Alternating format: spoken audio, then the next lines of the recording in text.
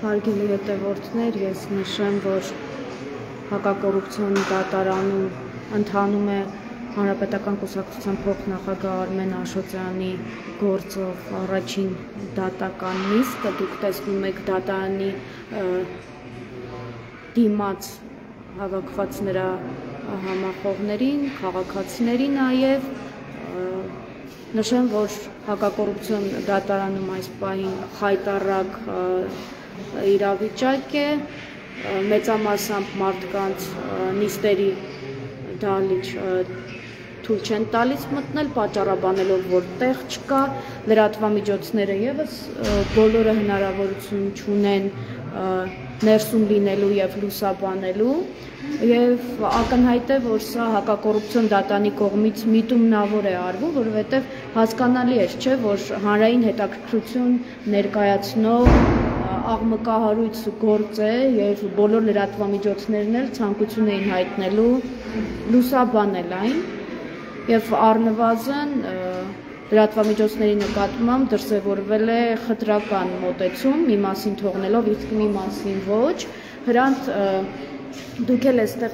տևական ժամանակ է սպասում եք, որ ներս մտնեք, կասեք ձեզ ինչ են պատճառաբանել, օրինակ մեզ ասում են տեղ չկա։ Պատճառաբանում են, որ տեղ չկա, ինչը անտրամաբանական է ստեղծում, որովհետև մենք ոչ թատրոն ենք եկել, ոչ ներկայացնում, որ հրավիրատոմսեր լինեին և պետք է ինչ-որ տեղերով սահմանափակվեն, դա արդեն դատարանի խնդիրն է, որ ապահովեին բոլոր լրատվամիջոցների մուտքը, քանի որ սա բաց նիստ է և յուրաքանչյուր լրատվամիջոց իրավունք ունի լուսաբանելու, ընդ որում պատճառաբանում են նաև, որ բոլորը արդեն ներսում են, թե բոլորը ովքեր են, շատ անհասկանալի է, որտեղ ընդհանրապես ներսում մի քանի լրատվամիջոց են, և այս պահին մի շատ լրատվամիջոցներ մնացել են դրսում և ընդ որում մեր կարգավիճակում են նաև պատգամավորները, որոնք եկել են երաշխավորություն։ Հետաքրքիր է, որ այստեղ հորդորում են դիմել BDԽ-ին, այսինքն ինչու ես պիտի դիմեմ BDԽ-ին, եթե ես իրավունք ունեմ ցանկացած նիստ, որը բաց է, լուսաբանելու։ Հարցը նայել չէ, հա, ում պետք է դիմել, չդիմել, որովհետև նիստը հենց լավոց եթերում ընթանում է և խոչընդոտվում է այս պահին իմ աշխատանքը, ձեր աշխատանքը, որը պետք է ու եթերում իր դիտորդներին ներկայացնել այն ինչ կատարվում է, թե հիմա վաղը կդիմեն, ինչ որոշում կկայացնեն և այլն, փաստն այն է, որ հենց այս պահին մեր աշխատանքը խոչընդոտվում է և դա չի կարող վերականգնվել 1 ժամ հետո։ Եվ այդպիսի նախադեպ նաև BDԽ-ում էր եղել, կարգապահական վարույթներից մեկի շրջանակում հիշում եք դատավորը, այսինքն BDԽ-ն այսպես իր պրակտիկան փոխանցում է բոլոր դատարաններին,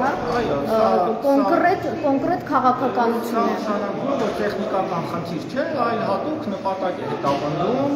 այսպես վարվելու, ինչը ինչպես դուք, այնպես էլ ես, մեկ անգամ չէ, որ հանդիպել ենք նման խոչընդոտների։ Այսինքն նախապես պիտի հասկանային, որ հանրային հետաքրքրություն ներկայացնող գործը և դատարանի խնդիրն է, ինչպես ուզում են, թող ապահովեն այդ մուտքը, չգիտեմ, դահլիճը ավելի նաև ընդհանրած վերցնեն, թե ինչ, դա իրականում լրատվամիջոցի խնդիրն է, որ չէ դատարանը պարտավոր է, եթե բաց նիստ է հրավիրված, պարտավոր էր ապահովել բոլոր լրատվամիջոցների հնարավորությունը լուսաբանելու։ Դրսում էլ կան մեր գործընկերներից, որ չեն կարողացել մուտք գործել։ Դրսում աշխատում են լրատվամիջոցներ, որոնք փաստորեն էլի զրկված են մուտք գործելու հնարավորությունից։ Շնորհակալություն։ Հարգելի հետևորդներ, նշեմ նաև, որ այստեղ մեզ հետ միասին սպասում է և հնարավորություն չունի նիստերի դահլիճ մուտք գործել նաև ազգային ժողովի պատգամավոր, որ երաշխավորություն է ներկայացնելու խափանամիջոցի փոփոխության հետ կապված, Տիկին Գալստյան, կասեք ձեզ ինչ են ասում, ձեզ ինչու ներս չեն թողնում։ Ոչ միայն ինձ, այլև Էլինար Վարդանյանի և Հայկ Մամեդյանյանին մենք անհատական երաշխավորություն ենք փոխանցել դատարանին, բայց ըստ էության նույն պատճառաբանությամբ, ինչ որ լրագրողների պատճառաբանությամբ, թե դահլիճում բավարար տեղեր չկան և երբ որ հասնի այս օրակարգի այս հարցի քննարկմանը մեզ կհրավիրեն, այնպես որ մենք Էլինար Վարդանյանը և Հայկ Մամեդյանը տեսնում ենք, սպասում ենք թե արդյոք դատարանը այսպես երբ կանդրադառնա իր աշխատությունների հարցին եւ մենք կկարողանանք մեր պաշտպանյալի առնչությամբ մեր խոսքը ասել եւ նաեւ հիմնավորել մեր երաշխավորության հիմնավորումները ներկայացնել։ Իսկ նման նախադեպ եղել է ձեզ հետ, որ կրկին չթողնեն։ Իսկապես եղել է եւ դե վերջին շրջանում իշխանությունների այսպես հիմնական պաշտպանական ինստիտուտը մնացել են բռնությունները եւ ճակերտավոր արդարադատությունը եւ մի քանի դեպքեր դարձել արձանագրել են, երբ որ դարիչներում տեղ չլինելու պատճառաբանությամբ թե այսպես լրագրողների աշխատանքներ կոչնդոտվել եւ նաեւ երաշխավորություն ԲԴԽ-ում եւս այդպիսի դեպքեր եւ դժվար է սա շատ ճիշտ նկատեցիք ձեր խոսքում, որ հաշվի առնելով Վաշինգտոնի այս գործի հանրային մեծ հնչեղությունը եւ համակիրների մեծ բանակը, ընտանիքի անդամները, քաղաքական եւ հանրային դաշտում մեծ ռեզոնանսը բնական է, որ շատերը պիտի ուզենային մասնակցել, բայց նույնիսկ ինձ համար բոլոր պատճառաբանությունից դուրս է երաշխավորողների կոնկրետ դատական նիստի մասնակցությունը։ Եվ խափամամիջոցի փոփոխության հետ կապված մենք տեսել ենք նաև վերաքննիչ բողոքեր ներկայացվել եւ այլ, հիմա էլ երաշխավորությամբ նաև դուք եք հանդես գալու, այս առումով ինչ որ ակնկալիք ունեք դատարանից։ Անկեղծ ասած մեր այս իրականությունից վաղուց ակնկալիք չունեմ, ակնկալիքս մեկն է վարքյան առաջ բաժանվել, հրաժարվել, մերժել այս իրականությանը, անարժանապատիվ իրականությանը, հայրենասրտող իրականությանը, բռնությունների եւ ոչ օրինական գործողությունների դիմող իշխանությանը, ազգադար իշխանությանը, վարքյան առաջ դա մեր բոլորի եւ հատկապես Հայաստանի պետականության փրկությունն է։ Այս պահին միշտ լավատեսությունը չի լքում եւ նույնիսկ այս պահին իրականության խորը գիտակցումով ուզում եմ լավատեսնել, որտեղ երաշխավորողների մեջ շատ հարգարժան հեղինակություններ կան եւ նաեւ ճանաչելով Աշոտյանի նրա սպասարկայնությունը, հայրենապաշտությունը, անհատական հեղինակությունը ոչինչ չի խաթարի, որպեսզի Աշոտյանը լինի ազատության մեջ եւ շարունակվի դատական գործընթացը։ Բոլոր նրանք, ովքեր երաշխավորել են, ներկայացրել են դիմումները եւ երաշխավորությունները վստահաբար հիմքում ունեցել են նախ եւ առաջ Արմին Աշոտյանի մարդկային որակները, սկզբունքայնությունը, քաղաքացիական բացառիկ որակները եւ պետական հասարակական գործիչի հեղինակությունը։ Եվ եթե դատարանը ուղեկցվի մի փոքր ողջամտությամբ, ես կարծում եմ, որ պիտի ունենանք այն վճիռը, որը ապահովի նրա ազատությունը եւ որը չխոչընդոտի դատական գործընթացը։ Եվ մենք տեսնում ենք, որ ռեպրեսիաների կամ այս կալանքը որպես նաեւ մահակ օգտագործելու, մարդկանց լռեցնելու պատժիչ գործիքը էլ ավելի տարածում է գտնում, ուզում եմ հիշեցնել նաև, քանի որ խոսում եք հայրենազրկումից, օրինակ Ալբերտ Բազեյանը եւս կալանավորված է, ինչու են հենց այն մարդիկ կալանավորվում, ովքեր կարող են նաև որոշակի առումով համախմբող նշանակություն ունենալ, հա? Այս ամենը տեղավորվում է իշխանությունների վախերի շրջանակներում եւ նաեւ հասարակությանը լռեցնելու, վախեցնելու, այ այսօր Հայաստան խմբակցությունը կուզենամ մեկ անգամ եւս անդրադառնալ դրան, Հայաստան խմբակցությունը տարածել է մի հայտարարություն, որով մեկ անգամ եւս փաստում ենք, որ անցնող 3 տարիների ընթացքում կարմիր բերետավորների կողմից մեր հասարակությունը ականատես է եղել, նաև հրապարակային նյութերը կան, թե բռնությունների, ես կասեի այլասերումի եւ ամենաթողության ինչ վարքագիծ է դրսևորվել հատկապես կարմիր բերետավորների, նրանց չեն զիջել նաև սև բերետավորները եւ որևէ մեկի նկատմամբ բարույց չի հարուցվել եւ պատասխանատվության չեն ենթարկվել, նույնիսկ ես կենտրոն պատգամավորական մանդատ կրողս եղել եմ կենտրոն ոստիկանության կենտրոն բաժանմունքում եւ իմ ներկայությամբ տեսել եմ թե ինչպես է խշտանգվում այդ պահին բերման ենթարկվածները եւ զրո պատասխանատվություն։ Մեր բազմաթիվ դրություններ գլխավոր դատախազին մնում են անպատասխան։ Սա ուղղակի ամբարո իրականություն է, որը կապ չունի ոչ ժողովրդավարության, ոչ օրենսդրության կամ օրինականության հետ եւ մեկ անգամ եւս պիտի հաստատեմ այն պատմումս, որ մեր հասարակության, հանրության շահերից է բխում եւ դա պետականություն ունենալու տագնապներից վարկյան առաջ բաժանվել այս հրաժարվել, մերժել այս իշխանություններին։ որոնք սեփական իշխանությունը վարելու համար որևէ այսպես արդյունք չունեն եւ արդեն այն ողբերգությունն է, ինչ կատարվեց Արցախում մեր հայրենիքների հետ, հայրենազրկումը եւ ուրացումը, ես կարծում եմ այլևս նոր գնահատականներ տալու անհրաժեշտությունը չկա, մեր ողբերգությունը եւ ցավը այնքան ակնհայտ է։ Շնորհակալ։ Բարև ձեզ,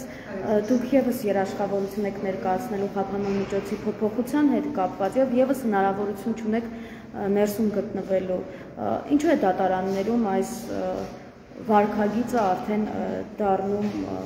սովորություն։ Գիտեք, ըստ էության հնչեղություն ունեցող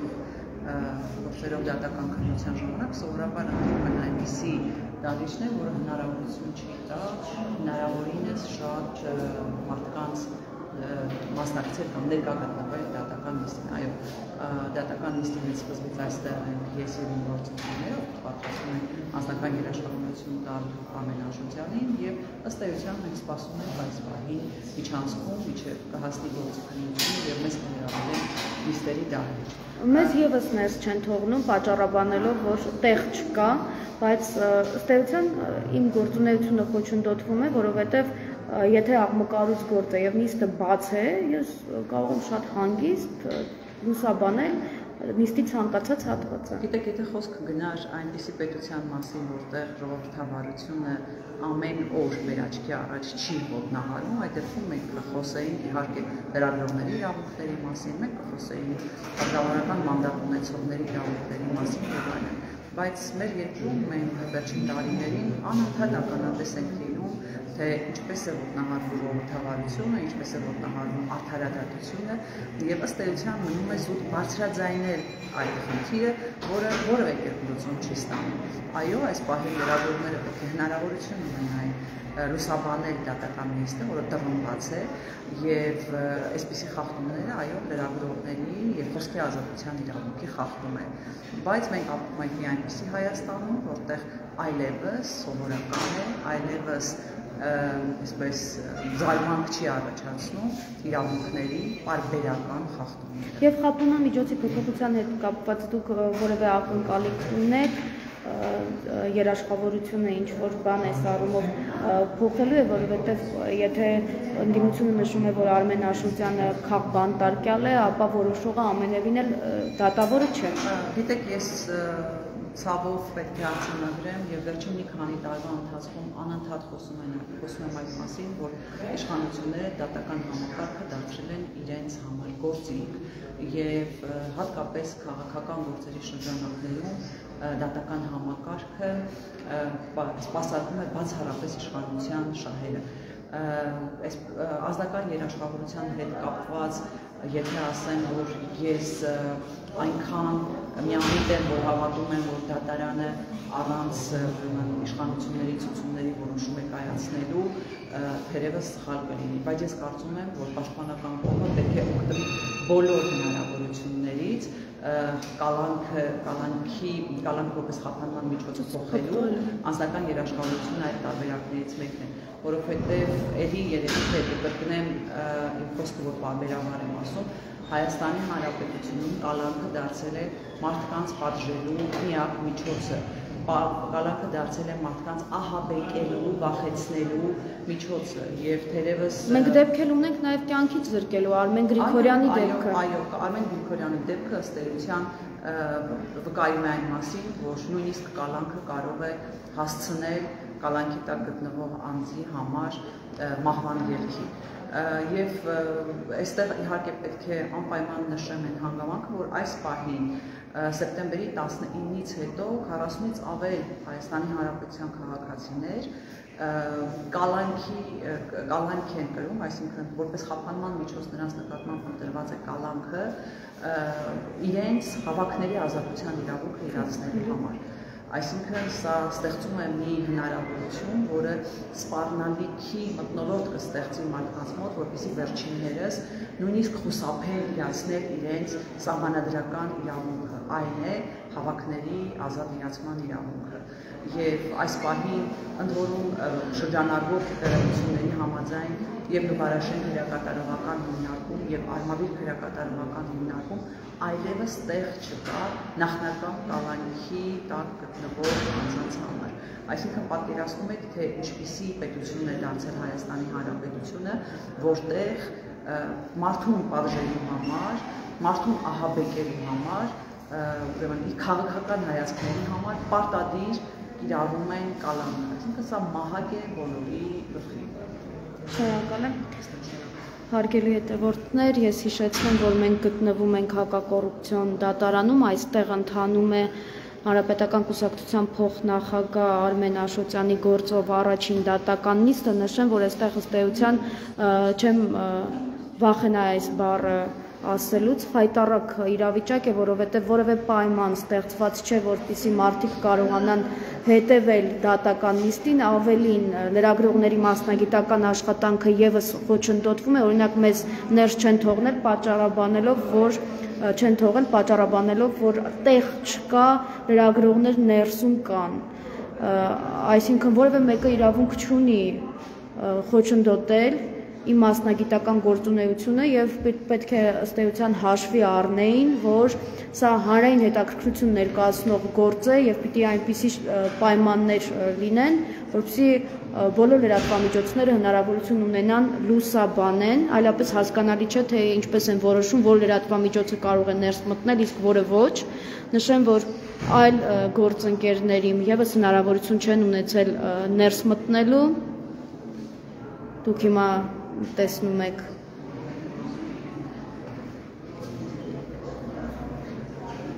իմ գործընկերներից կան նաև դրսում, ովքեր չեն կարողացել ներս մտնել, այստեղ կան նաև պատգամավորներ, ովքեր խափանամիջոցի փոփոխության համար անձնական երաշխավորություն պետք է ներկայացնեն եւ իրենք եւս հնարավորություն չունեն ներս մտնել, կրկին պատճառաբանում են, որ տեղ չկա։ Հարգելի հետևորդներ, ես նշեմ, որ սա առաջին դեպքը չէ, նման առաջինը այսպիսի վարքագիծ էր դրսևորել հենց ԲԴԽ-ն կարգապահական վարույթներից մեկով, երբ լրատվամիջոցները հնարավորություն չունեին ներս մտնել, արդեն ակնհայտ է դառնում եւ տպավորություն է նաեւ ստեղծվում, որ այս ամենը միտումնավոր է արվում, որպեսզի հանրային հետաքրքրություն ներկայացնող գործերը լայն լսարանի համար լուսաբանելու հնարավորություն չլինի։ Ինչպես տեսնում եք, նաև Արմեն Աշոտյանի կուսակիցներին, ովքեր նաև ազգային ժողովի պատգամավորներ են, եւս ներս չեն թողել, դրսում Տիգրան Աբրահամյանն է, Հայկ Մամիջանյանն է, Հայկ Մամիջանյանը եւս, ինչպես գիտեք, անձնական երաշխավորություններ ներկայացնելու խափանամիջոցի փոփոխության համար։